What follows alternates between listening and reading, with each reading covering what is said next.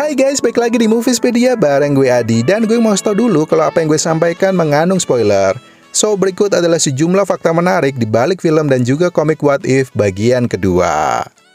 Nomor 3, Howard the Duck menjadi senjata andalan Marvel untuk melawan Superman. Bentuknya yang kurang meyakinkan dan hanya digambarkan sebagai bebek yang cerewet, mungkin menimbulkan pertanyaan bagi sebagian besar kalian, yaitu mengapa ya What If episode 2 memberikan ruang untuk karakter seperti Howard the Duck. Nah, untuk membahas ini gue mungkin akan mengajak kalian untuk sedikit mundur ke belakang. Pada tahun 1944, Marvel sebenarnya sudah mencoba untuk merilis film Captain America dengan kemasan sinematik yang lebih serius, meski sayangnya film ini kurang menyedot perhatian penonton karena dikemas dalam bentuk hitam putih. Nah, di sisi lain, pada tahun 1986 ke atas, DC pun bisa dibilang sukses untuk mendominasi layar lebar setelah menampilkan film superhero berwarna dalam kemasan sinematik yang lebih serius atau yang dikenal dengan karakter Superman-nya.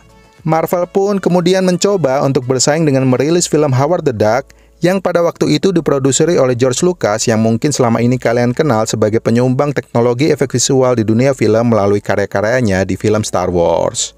Secara sederhana, film Howard the Duck bercerita tentang bagaimana karakter bebek bernama Howard yang dibawa pergi dari planet asalnya yaitu Dark World dan dijatuhkan di bumi. Howard pun diceritakan berteman dengan bintang rock yang bernama Beverly untuk menggagalkan ancaman serangan intergalaksi yang dikenal sebagai Dark Overlord. Nah, sayangnya cerita yang dianggap tolol pada masa itu membuat kritikus menganggap film Howard the Duck sebagai sampah dan membuatnya nggak diminati penonton, guys. Well, meskipun filmnya mungkin kurang sukses, namun Howard the Duck bisa dibilang menjadi film Marvel dengan kemasan sinematik berwarna yang menjadi cikal bakal dibentuknya Marvel Cinematic Universe seperti yang kalian kenal saat ini. Dan oleh sebab itu nggak mengherankan ya guys kalau karakter Howard the Duck kemudian dimunculkan sebagai simbol penghormatan. Oh iya, ada salah satu teori yang beredar kalau katanya Howard the Duck sebenarnya selalu disisipkan Marvel di hampir seluruh film MCU, asal kalian menontonnya dalam kecepatan yang sangat lambat, guys. Nomor 4, cerita sedih The Collector. Tanelier Tivan atau The Collector dikenal di dalam komik sebagai salah satu makhluk hidup tertua di alam semesta. Tivan bahkan diceritakan tak bisa menua dan hidup abadi bersama istrinya Matani dan juga putrinya yang bernama Karina.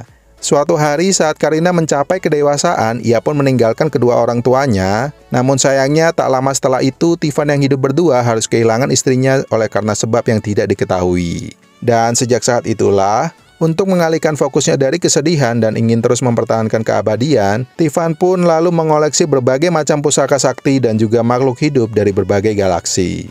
Nah, berbeda dengan Karina yang dikenal kuat dan juga susah ditaklukkan, Tanelier sebenarnya memiliki kekuatan bertempur yang biasa aja. Namun istimewanya, dia memiliki umur yang panjang serta sel tubuhnya yang nggak mudah rusak dan diserang penyakit, serta dia bisa melihat masa depan, guys. Nah, salah satu yang membuat The Collector ini susah untuk dikalahkan sebenarnya bukanlah kekuatan alami yang dimilikinya, tetapi karena dia didukung sejumlah pusaka sakti yang digunakan untuk melawan musuh dan juga menaklukkan galaksi.